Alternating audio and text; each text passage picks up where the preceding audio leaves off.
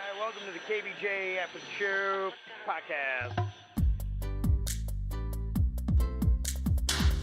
Kevin's eyes look insane, but he's got new hair. Virginia is a witch, and she farts in her chair. Jason is a spaz who's got an old man's ass.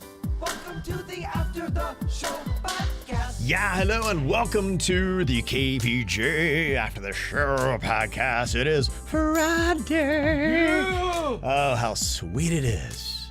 So nice. You guys have big plans for this first weekend of this new year? I do.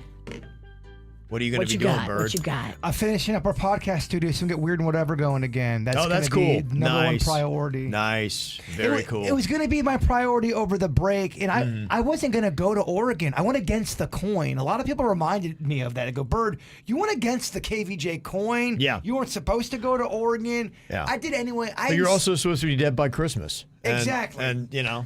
When you weren't here that first day we were back, they were like, dead by Christmas. People were freaking out. You. Holy shit, he did die. Oh, shit, he was dead by my Christmas. Gosh, that came true. Yeah. You weren't here on the first day. They were like, yeah, oh my gosh. I should have fucked with y'all. Just not shown up and not said anything. Yeah. What happened? Yeah, that would have been something. So you're doing a podcast. Yeah, we're going to get that fixed okay. up and getting that going. So Nice. I'm excited about that. Okay, what you got going on, Virginia? I got company coming in town this weekend. Oh, you do? Okay. Panda's family are going to be in town. They're all excited about the Bills game. I have to silently watch and cheer for the Dolphins real quiet. It's a really big game for both teams. Really, I mean, the Dolphins, they want to get a home game in the playoffs. If not, they're going to Kansas City if they wind up losing that. And the Bills, somebody was saying that, yeah, they're not necessarily guaranteed a playoff spot. They're likely going to get in, but if Jacksonville and the Steelers both win this weekend and the Bills lose, then they would not make the playoffs. And the Steelers play the Ravens, and on paper you would say the Ravens are going to destroy the Steelers, but the Ravens, I think, kind of have their spot locked in, and so I'm not sure they're going to be risking playing all the guys. Yeah, and the Steelers, are still formidable, and the Steelers are playing for a spot. If they win, I think they're in. So they're going to be playing their ass off, and the Ravens may just be dialing it in, trying to survive the game. So, I know Panda is nervous, so whatever it has big. I guess he should be. Big consequence. That's what I'm saying. That's why if they're guaranteed they playoffs, I mean, you're bummed out if you don't get the right, seed or whatever. Right. But if there's a chance the Bills could not make the playoffs. That's what it is. And that's what the Bills will do. The worst case scenario will happen, and they'll lose on a heartbreaking field goal. And Panda will cry. That's the Bills' luck. Yeah. Oof. Yeah, that could be rough. Oh, please. So, yeah, Lord. We can't have that. No, we don't want any. I don't want the Dolphins to lose, and I don't want the Bills to lose. Yeah. Is that possible, Kevin? When's the last time the Bills won a Super Bowl? It's been a minute, right? They never won a Super Bowl. They've never won They one? had that back in the 90s where they went 4 times and lost every Super Bowl. Yes. That's why it's so. Oh, they've never. Never. No. Oh, good God. They've been to the dance and Right. blew it 4 times. Well, that's why they're so fucking miserable up there. Yes. That's that tough. makes sense. And they're looking at this Josh Allen like, oh, he's the key. Yeah. He's the savior. He's going to bring us to the promised land. That's what people used to say about my Braves. They were the Buffalo Bills of baseball because they'd go to the World Series Right. and they only had one to show for it. They at least had one. Bills ain't got one. Okay. Oh my gosh, they're gonna lose it in epic fashion. Oh, no.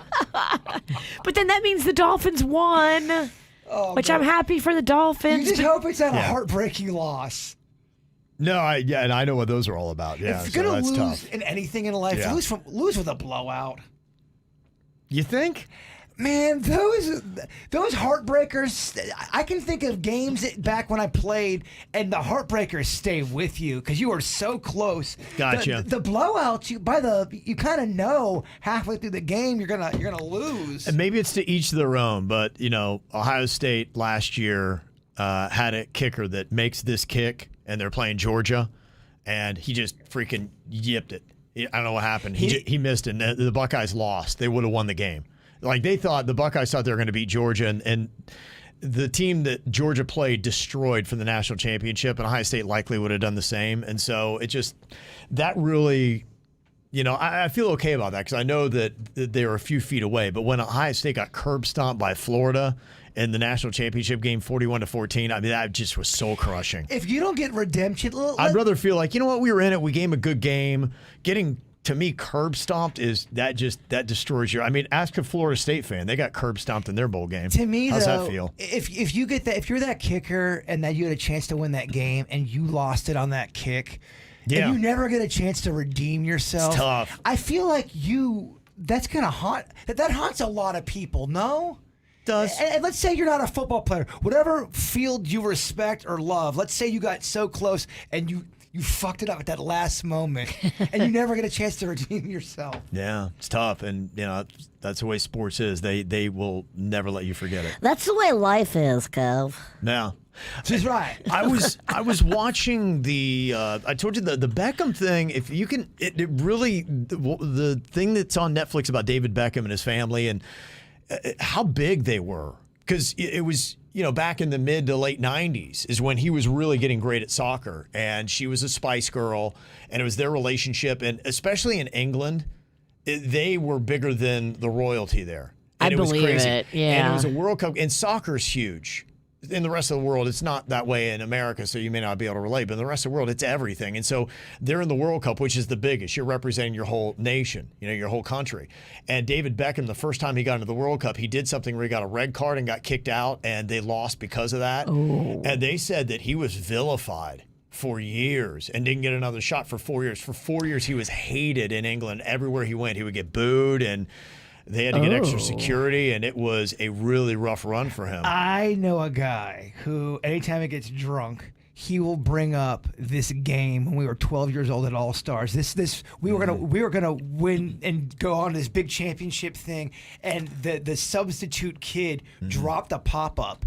And they ended up scoring 2 runs, and they won, and we lost in a very dramatic, holy fuck fashion. Still to this day, now I get that vein in my neck. He gets it in his forehead, and he'll call the motherfucker out. He'll call him on the phone? We'll be at the bar, and he'll say, first, that guy's home with his kids, and the phone rings. Like, remember back when we were 15? We'll be at a bar, and he'll say his first and last name. That son of a bitch lost it for, like, dude, let it go. It was 25 years ago. Sports is like that. I don't know. 35 years ago. Yeah. Shit, I wonder if there's any other professions that are like that. Maybe being an attorney, maybe being a doctor. You killed that motherfucker. So I don't know. I mean, do you have anything like that where you could just forever be vilified, but not to the public level? That's why sports is unique, because people are watching. If you lose in a courtroom, I mean, unless it's the OJ trial. But let's say you're a brain surgeon and you bring in some shit mentally, because you're human too. It could be in your profession, but I don't think, I mean, hey, maybe even radio could be like that.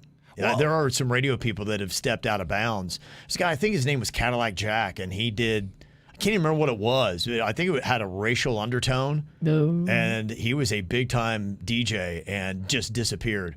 Gone. What about the show that did the P for We? Yeah, I talked to that guy. He felt terrible. Yeah, they killed a girl because she drank too much water. And a lot of radio shows were doing it. We did something similar in Kansas City. Well, who knew you could get water poisoning? Yeah, that was just it. He was a good dude. Lucas was his name.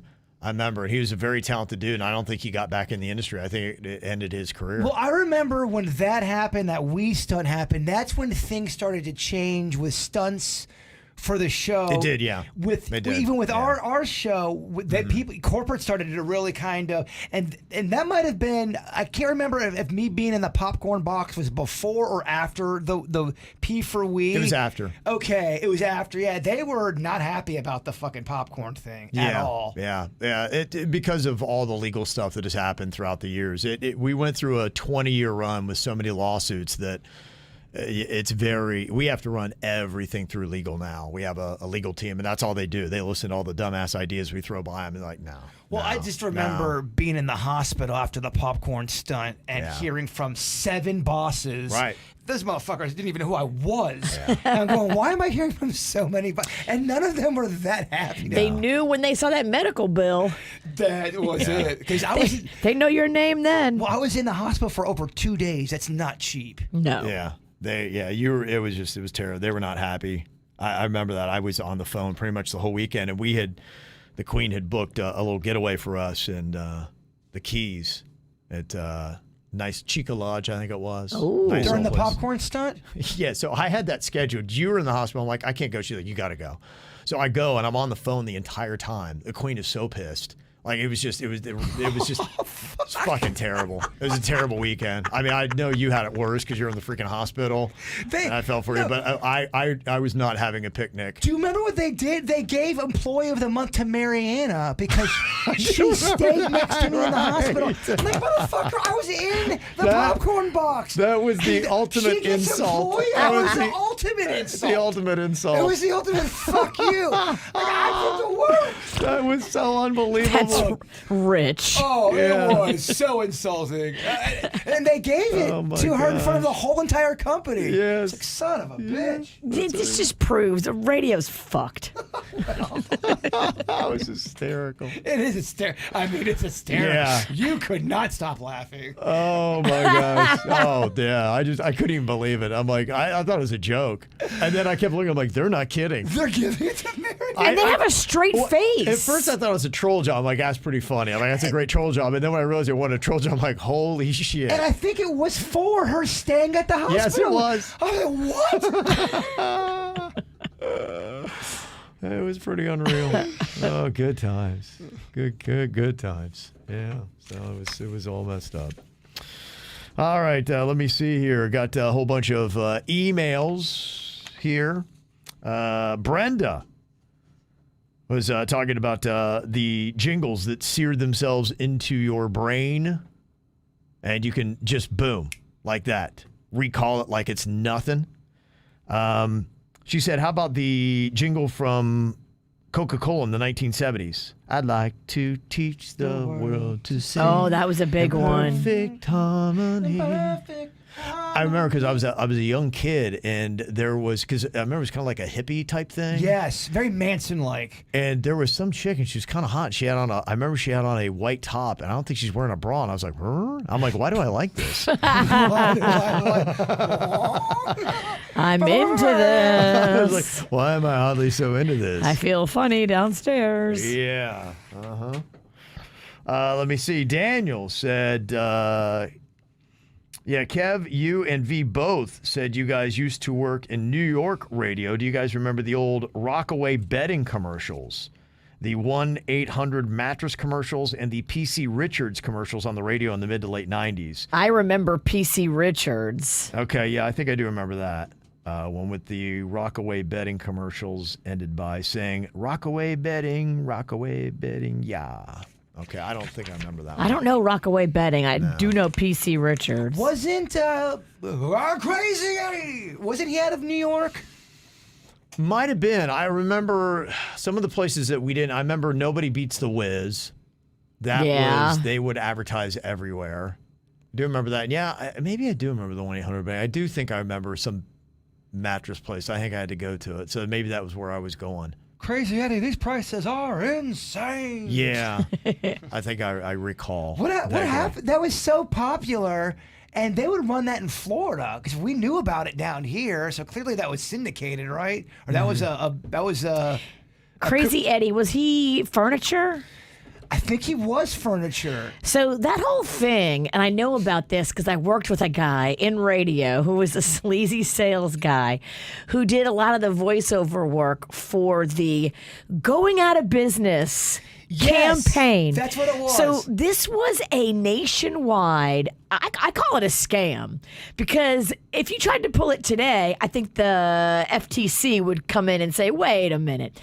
It was a thing, and if you were a furniture store, you could buy this promotion.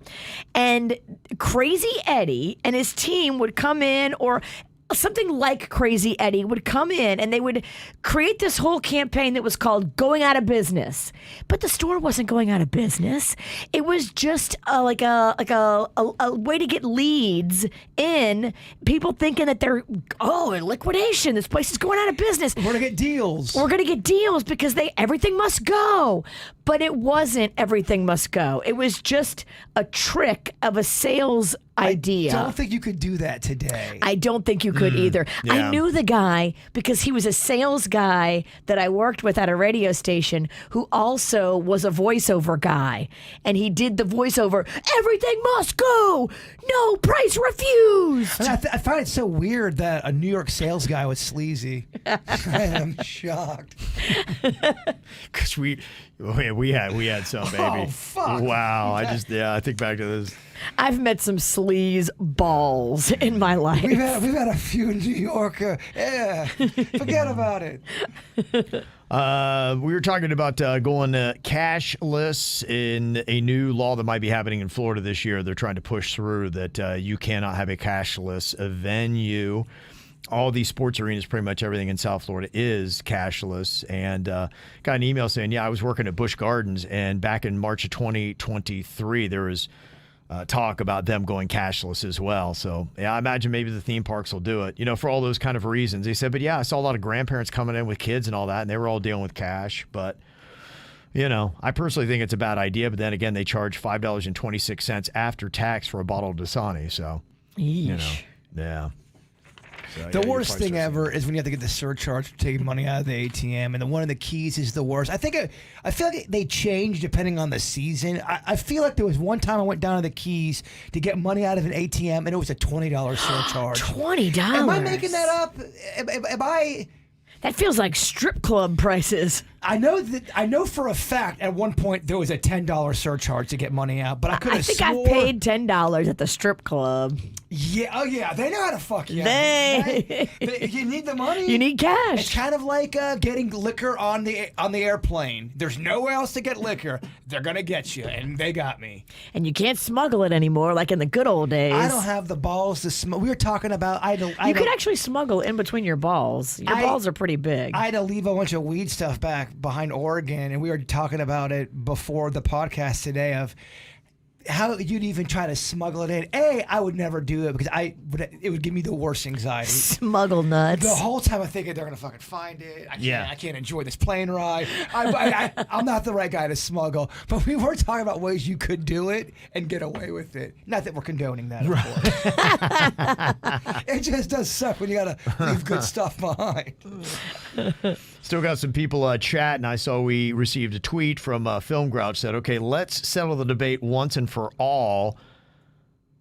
Is Below Deck real or are they faking it? What do you think? So they're doing a poll on that. And Corey said Below Deck does portray some of what real yachty life is like. Lots of drama, lots of drunk hookups. So Virginia's not completely wrong.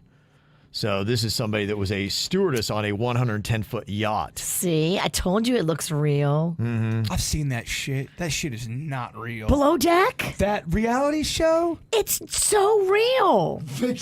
Oh, I know. She was. I didn't have you here to. You don't know. Virginia. You don't even watch it. I have seen it before. I've absolutely seen Below Deck. I just did a whole entire binge of Below Deck Down Under. It's the Australian season, and that shit is not fake. I will fight you in the parking lot. You wouldn't be able to tell because they're tricking you with their Australian accent. They're not tricking me.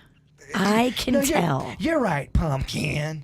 It's real, Pumpkin. Have you watched it? No, you haven't. So you have not watched Below Deck Down Under, the most recent, all the episodes? No, you haven't. That's right. I have not seen the Australian The episodes one. I'm speaking about were not fucking fake, and I will fight you in the parking lot. You don't know what you're talking about. Once again, talking out your ass. Oh, Kev, I saw this awesome reality show. It's totally real. It's the Kardashian show. It's amazing. Completely real, right? So not real. scripted, not forced. I can't with you. I'm below dick. You are below dick. Yeah, Corey said, best decision of my 20s doing this. 15-plus hour days, then you would just power drink when the guests would get off.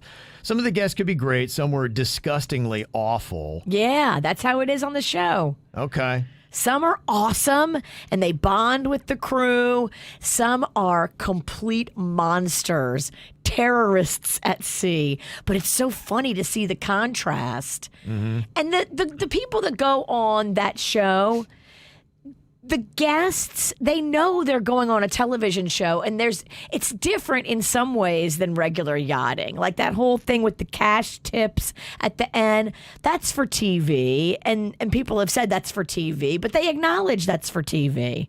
Is it just for millionaires, or is it regular people, or is it? You're not setting me up for a snore, you little dick. Better wake up earlier. And get a better question. Yeah. You're right. It was not good. I just got excited for this. She said, I made $150 per day plus whatever tips with each charter. Room and food were free on board. Tips range from $1,000 to $2,000 depending upon the length of the charter and who the guests were. That's how it is on Below Deck. It's between $1,000 and $2,000, and it's awesome because the more fun they have and the more like the guests enjoy the yachties that are running it, the crew, the more they tip. Yeah. So they talk about like, okay, there's one person on the staff that just has to be the chief entertainment person, and that's like the most fun guy and the most I'll do whatever to make the guests happy guy. She said, I worked for about 5 years on a 110-foot Lazara motor yacht. We were based out of Fort Lauderdale in the Bahamas in the winter and Montauk, New York in the summer.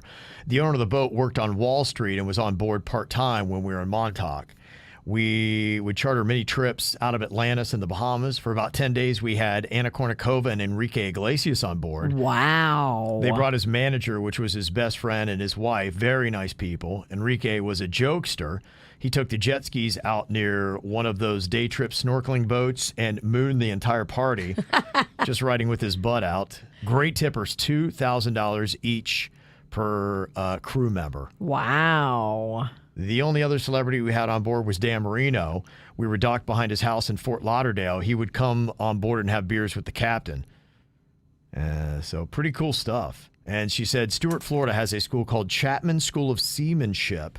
There you can take classes to get certified as a stew, deckhand, I'm and certified. captain license. I'm already certified in seaman. Yeah, I mean, we got to talk about that. They're totally two different words, and they really. I know, it's tough. One's got to Can we go. get a new word for one of them? I mean, Well, it's the same thing when rooting for Florida State. They're called the Seminoles, and I always think of, they're just like, what, the cum shots? Or the Florida State cum shots. I mean, every time you say semen, Yeah. you think of cum. I feel like I could be a yachty. I'm kind of aged out at this point. I'm too old. But I feel like on a skill level, I know what they do. I know how they have to do it. I know how they navigate it. I know all their shift. I know I want to be a chief stew. I do not want to be the third class deckhand or like, no.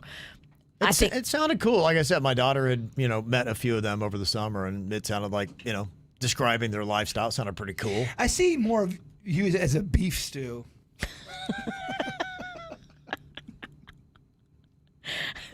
thanks. I don't know how to take that.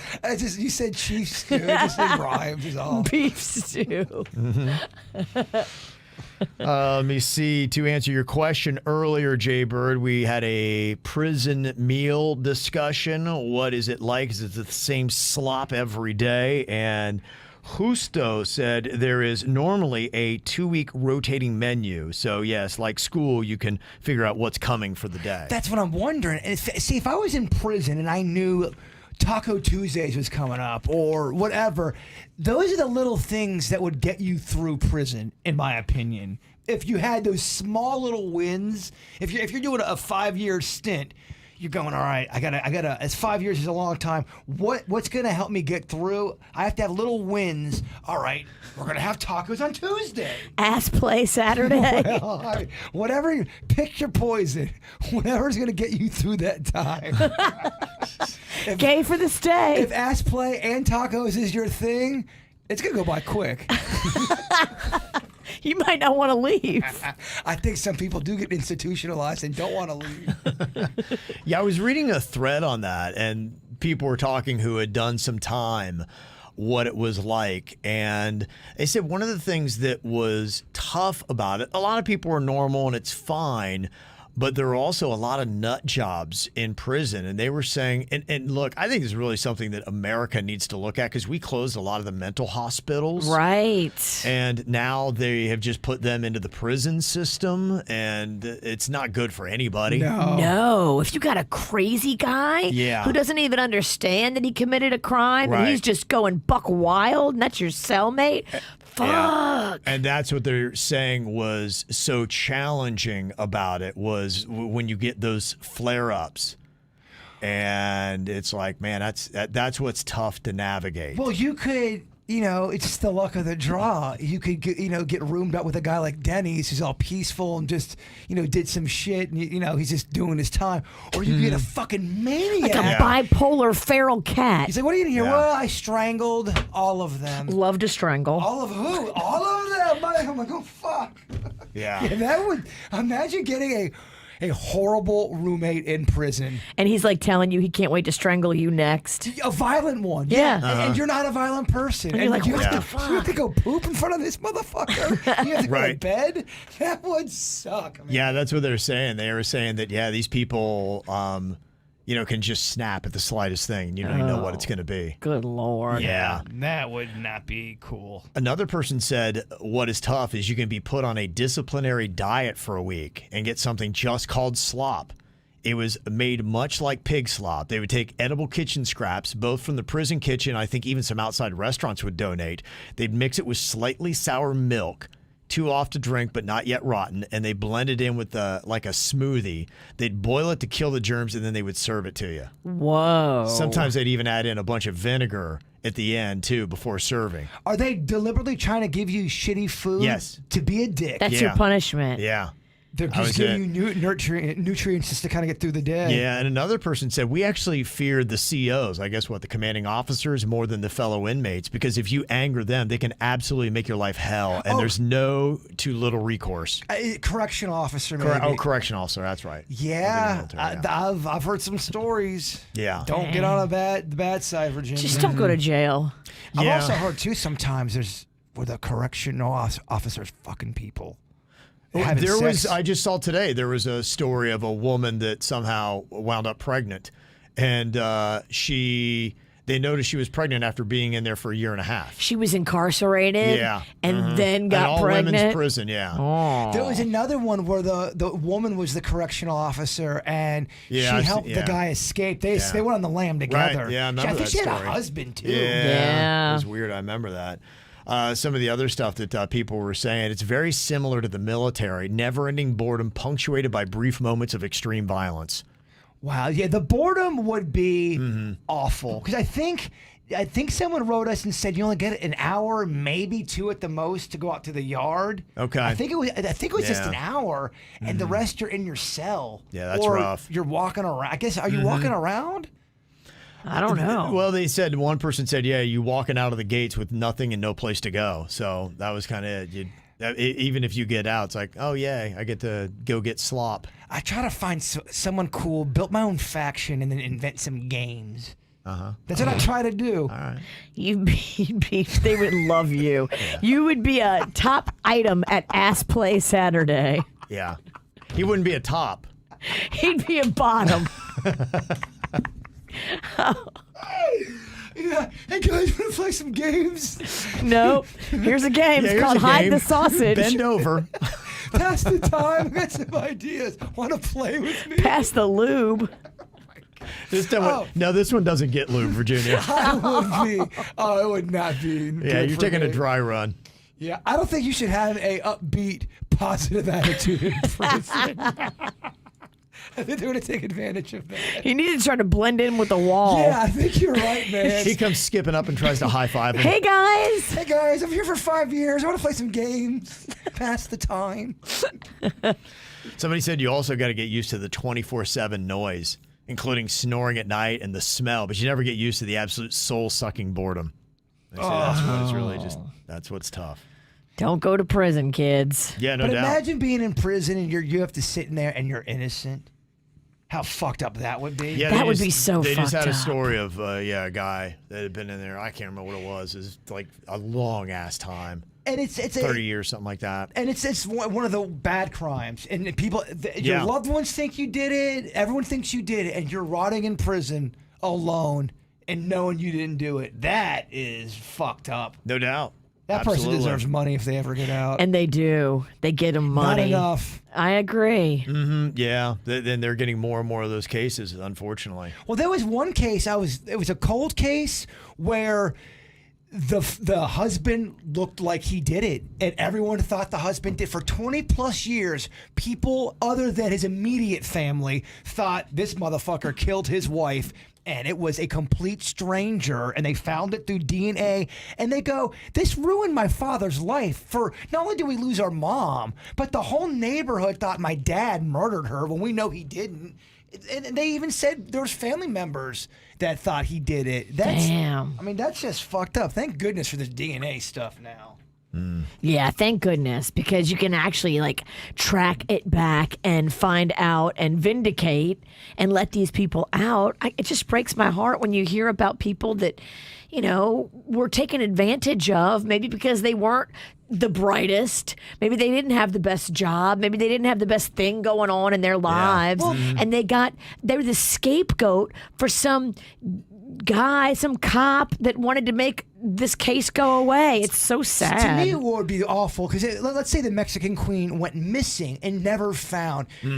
Most people are going to think Kevin had something to do with it because that's just the way it goes. Well, most times when you're murdered, it's by someone who used to love you. But imagine in the case I'm talking about, this was some random dude that nobody even knew. Nobody in the family knew who it was. So most people go, oh, it's definitely the husband because it makes more. He saw her that morning, blah, blah, blah. Oh, there was a fight a week before. I mean, you're fucked. If Panda goes missing, you're fucked. You're looked upon going, oh, Virginia, she definitely killed him. He didn't take out the trash. Yeah. Have we checked the trash? He may be in it. Yeah, I saw that there was this show. It's an A&E network documentary called Casey Anthony's Parents, The Lie Detector Test. I don't know if you guys saw I this. It was did. on last night. I saw this. I saw the promos for this, and I'm so uninterested. They're giving her a lot of opportunities. Yeah, they are. I wonder if she watched. She now lives somewhere in South Florida, I think in West Palm. Yeah, she does. She Yeah. does. I think like they had all this build up to the show, and spoiler alert, the test comes back and says the dad didn't know anything. Her dad. Oh, We knew that. what a cold shower, blue balls type of thing. Yeah, I was unimpressed with that special. Yeah, were you? Yeah, I'm not going to watch that. We all know that, Casey Anthony did it. Yeah, and she's walking amongst us. I don't even remember that. How was she acquitted? Like I still. I know. I was thinking about it the other day. I go, how? Because everyone, for the most part, It was 2011, so it was 12 years ago. That's why it's not bright in my memory. But I'm like, how did that even happen? she was obsessed with all that. Yeah, I can't remember all of it either. It's pretty heavy stuff. I just remember that there was duct tape on the little girl's mouth. Yeah, it's terrible. And then they found the same roll of duct tape in the house. And they could they can figure out if this duct tape was the same batch of duct tape. And Yeah. people were saying, Casey wanted to go out and party. She wasn't ready to be a full-time mom. Yeah. Well, there's just too much weird shit that doesn't make any sense. For any normal family, you'd go, okay, what the fuck is going on? How everybody in that thing handled it was weird. Yeah. Yeah, I just saw they had this stat that came back about podcasting, and they were saying that people like to binge listen as much as they like to binge watch, and the true crime is crushing it. People love true crime, man. And I'm noticing too, they're running out of things to talk about, so they're really delving into deeper cases. That instead of a serial killer that's got 7, they're now doing someone that's killed 2 people. Okay. Well, Michael said one you might want to check, a new documentary coming on to Hulu. It's called The Mormon Manson. Have you guys ever heard of him? No. There's a guy named Ervil LeBaron. He started a Mormon cult in Mexico and was behind the murder of 25 people in the U.S. and Mexico. He was dubbed the Mormon Manson because he never killed anyone, but he would brainwash his followers to go and kill evil people, including his own brother and his brother's followers who broke away from the Mormon cult and started their own Mormon cult. Whoa. Irvin believed in a very old school Mormon belief called blood atonement, where they kill evil people. He started the cult in Mexico because polygamy is illegal in the U.S., so he had 13 wives and fathered over 50 kids, and his brother also fathered over 50 kids with 10 wives. The documentary has the kids and wives of the brothers talking about how they were passed around and forced to marry older Mormon men in the cult when they were teenagers. So, Yeah, no, there's, some people believe Manson didn't take any drugs and he gave all the drugs to the followers. And maybe he took a little bit of drugs, Okay. but he would, give everybody Double. loads and loads of acid and then start giving his crazy teachings. And think about it. Yeah. That's how you get control over people. You stay stone cold or somewhat, keeping it together, and then you get everyone loaded and all fucking crazy on your ideas. yeah. And they go follow through with whatever you tell them to do. Yeah. Yeah. Although they say he had the gift of gab, and you look at him in interviews and go, who the fuck would listen to Charles Manson? The man is insane. I know, right? Oh, woman! You ever see the Diane Sawyer interview? Yeah. He keeps calling her woman. What do you think, woman? Oh, woman! I'm like, you guys followed this guy, huh? Yeah. This is the guy you chose. I mean, how loaded would you have to be to follow that guy? Right. It is complete madness. Maybe he was a little more polished before he was cornered like a rat. And you're right. And some people think, too, he kind of hams it up a bit for the camera, which I believe. I think he's crazy. I think he was crazy at Charles Manson. But Okay. I think all those guys, when they know there's a camera on them, that's their time to shine. You're right. The world is looking at them. That's what they do it for. Yes. Got an email from Connie. She said, I am a volunteer at Palm Beach County Animal Care and Control. And I was hoping that you could get the word out about how overcrowded with unwanted animals we are and how much help we need. So I have read stories about this. She said the public needs to be aware that Big Dog Ranch and Peggy Adams, the two biggies in the county, help us with the overcrowding problem by frequently polling dogs. They will poll the dogs and then list them available for adoption at their facility. So I'm trying to get it out to the public that the dogs at PBC ACC are not bad dogs. Some will go to Peggy Adams or Big Dog Ranch, not realizing these dogs were with us first. So she said, until I started working and volunteering closely with the dogs, I believe, like many, that the dogs there were damaged goods. But they are not. And I saw a story today out of a shelter in Raleigh, North Carolina.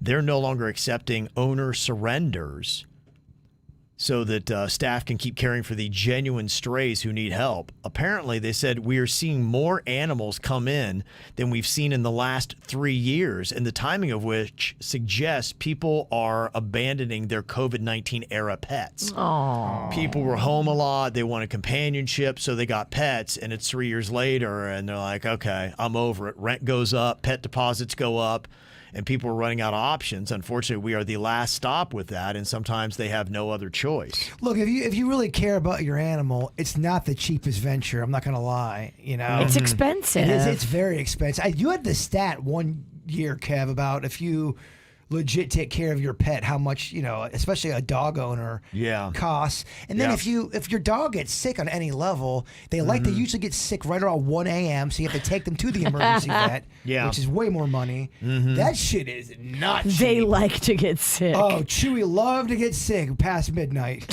Yeah. She said just on January 2nd, we took in 20 dogs and there wasn't 20 adoptions. So, Whoa. you do the math. Right now there are over 200 dogs and they've got no space. So what do you do? People want to complain that, ACC kills animals, but, what would you like for them to do when there's absolutely no space? So I beg each one of you to visit the shelter one day and come see the craziness. Yeah, I believe you. And if we ever get a chance, I'd love to come out. I'm very passionate about people getting those kind of dogs. You know what? Just send them to my dad. He'll probably take them. Just adopt, don't shop. Don't go buy a purebred puppy and think, oh my gosh, this is going to be so cool. Like, go find that breed or a breed close to it that could possibly be facing the Green Mile. Yeah. Go get a doggy that needs love in the shelter. You don't need to buy a puppy. And as old Bob Barker used to always say, too, that spay and neuter message needs to get out there because that is the first step that a responsible pet owner needs to do who's not going to be breeding is get your animal taken care of so that they don't. I had a dog that, he got his balls, cut off and he did all the, and he still was always horny as fuck. His name was Charlie. And Charlie would just, he liked to get it, man. Even though he was fixed. Yeah, it's a domination thing. My daughter, we got her 2 dogs, and one of them is fixed, and the other one is not. And yeah, the one that's fixed, he probably humps the other dog more than the other dog humps him. Yeah, even we had another dog, Louie. She was a girl, and she got fixed, and she really, it was almost like she'd go into heat. Even after getting fixed. And when they fixed her, they didn't clip it all. I don't know, man. Louis. Yeah, no, I think it's what dogs do. It's a dominance thing. It's not, as a sexual. So Louis wasn't horny in your opinion? He's just trying to, state his dominance. It was a she. She, yeah. Oh, yeah. Yeah, and when I was growing up, we had the same thing. We had the girl dog would hump the boy dog, and it wasn't reciprocated. She was small, too, and he was a bigger dog. Yeah, spayed. He was neutered. And you're saying that's more dominance, not horniness. Yeah. It's kind of what dogs do. So it's not like you. They're different. Yeah. It's kind of letting the other dog know you're my bitch. Well, you know a lot about dogs and how they Well, I mean, I work. grew up with them. My dad is just... like I said, he's up to 3 dogs now. Prefers dogs to kids. Sad when you're the kid. But you know about dog porking. That's good that you do know about that. Yeah, like I said, I grew up with them, and then when I had my border collie, I really studied the breeds and all that stuff, and did a lot of training and things like that. So yeah, I love dogs, man. I do. They are best. the best. My sister's got 5 of them, and yeah. I loved being up there in Oregon. Farm dogs. They are, and they're sweet. They're all very snuggly and lovable. And yeah, they're fantastic. It made me yearn. Yeah, they're just unreal. So I would not be surprised. My dad will probably get to 8 or 9 before he's done. Where's he at right now? He's at 3. He's got 3 dogs, 2 cats. Well, he needs to get 5 more dogs, one to match his gun. Yeah. He is getting there, my man, no doubt. All right, well, hopefully y'all enjoy your weekend. Go and vote for the KVJ Draft on Instagram and our Facebook page, and we will see you back here on Monday. Goodbye.